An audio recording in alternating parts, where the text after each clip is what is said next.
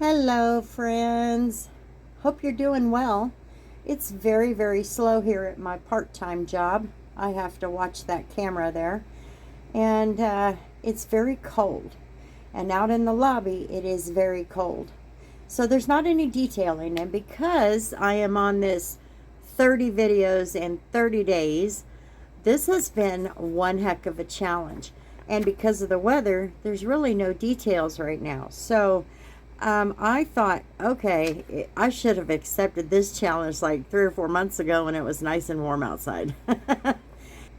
So today I want to talk about some safety tips. These safety tips are something that I wish I had found in a video from other detailers. Now, I'm not bashing any other detailers. You know, they are focused on the detailing and so on and so forth. But being new to this business, I found myself in a predicament a few times, and I'm going, I wish somebody had told me about that. So that's the point of this video. I have created a list of video ideas based on the things that I wish other detailers had made a video about, so I would know about those.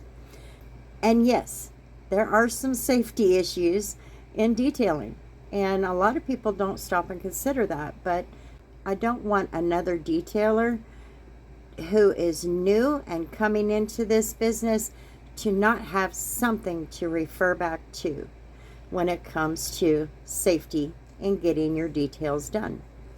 So the very first tip is wear gloves.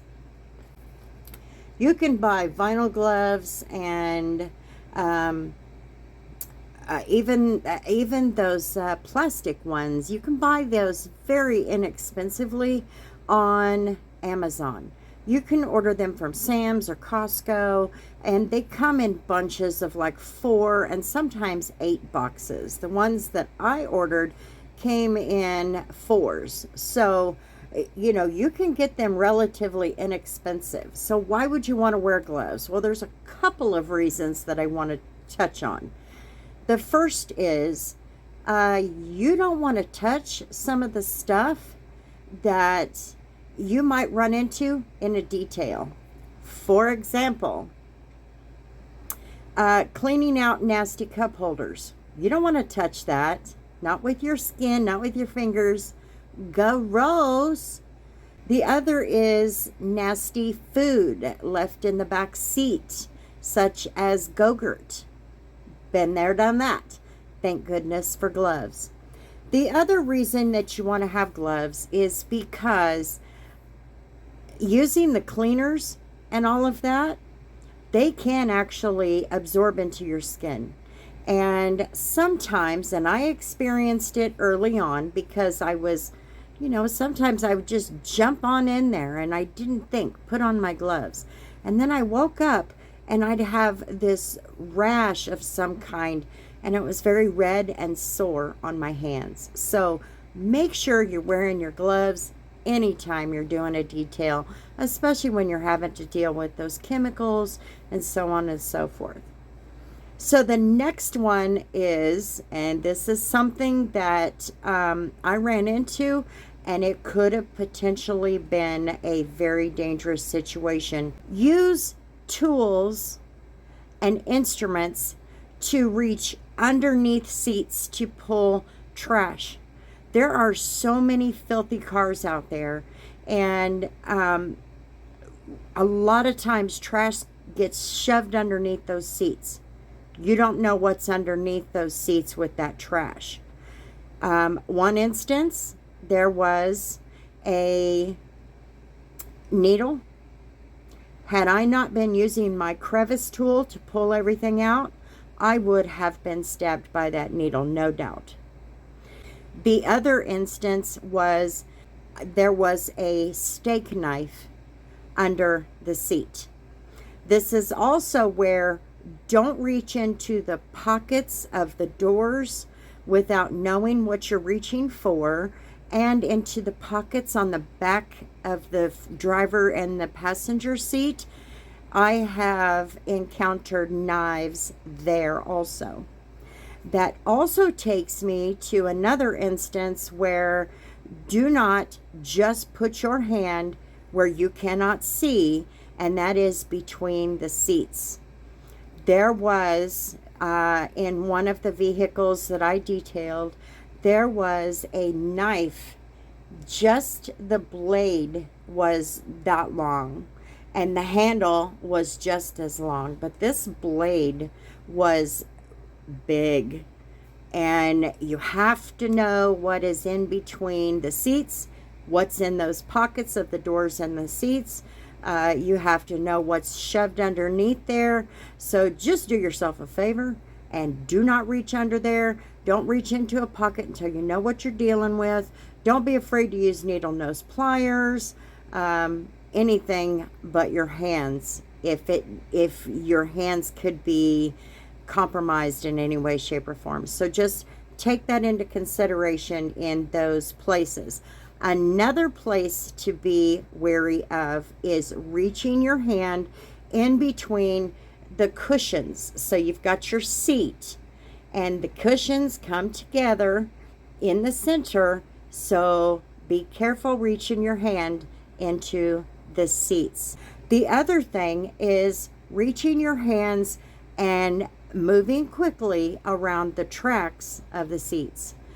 Those things can leave some very nasty gashes and they can cut deep. Now, I have been fortunate. I have not been cut very deep to the point of needing stitches. However, I have seen videos of other detailers who did catch a hand, their finger or their hand, or they reached in next to the track and it cut their finger or their hand and they ended up needing stitches. Be aware of those tracks. Those tracks can be just as dangerous as reaching and there's a steak knife, okay? The other thing is folding seats, unfolding seats, releasing seats from their brackets because they fold up. This is very popular in SUVs. And also in minivans when you stow away the seats. There is a lot of pinch points in those places, and I have had many times been pinched on a finger, on a hand, especially the ball of my hand. You just have to be aware of those things. They do happen. There was a situation where one seat was stuck, and when it came up, it hit me in the head. The seat did. So be aware of the seats when you're folding and unfolding, and when you're releasing them from their brackets to stow them or just fold them up. Just be aware of that. Protect yourself. I know those sound pretty minor, but they are not minor situations in times when you could be hurt during that. You don't want to be hurt because then it takes away from your detailing. So just take those into consideration.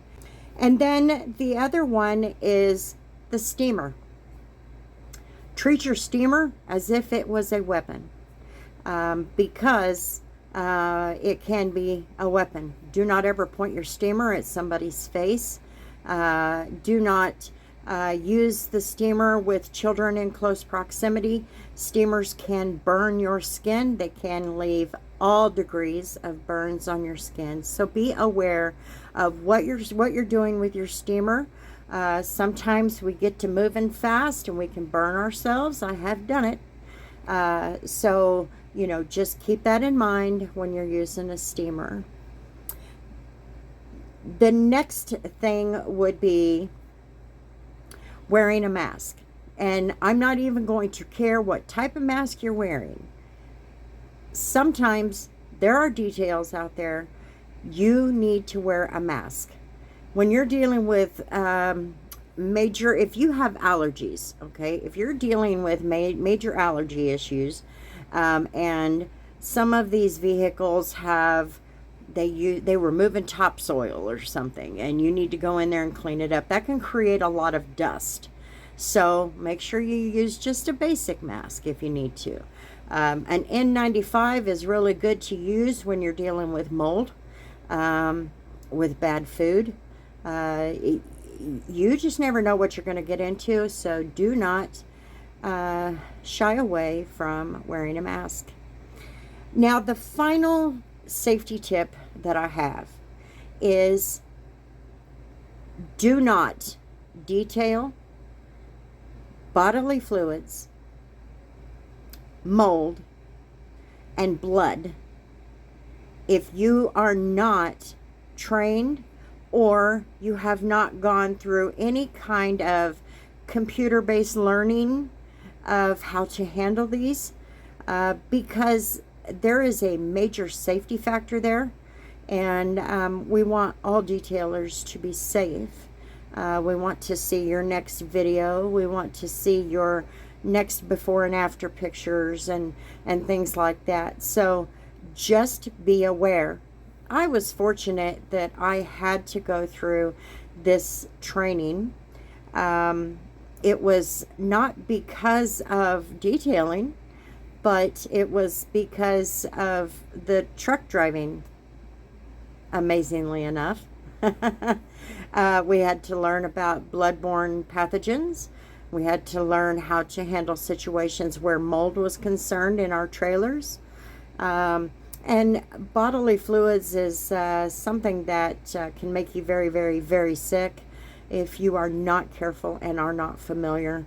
It is also important to also know how to sanitize your equipment, such as your detailing brushes, your steamer, your extractors, your shop vacs or your vacuums, any kind of equipment that you might use in a car or a vehicle with these types of issues. Make sure you are familiar with how to sanitize them.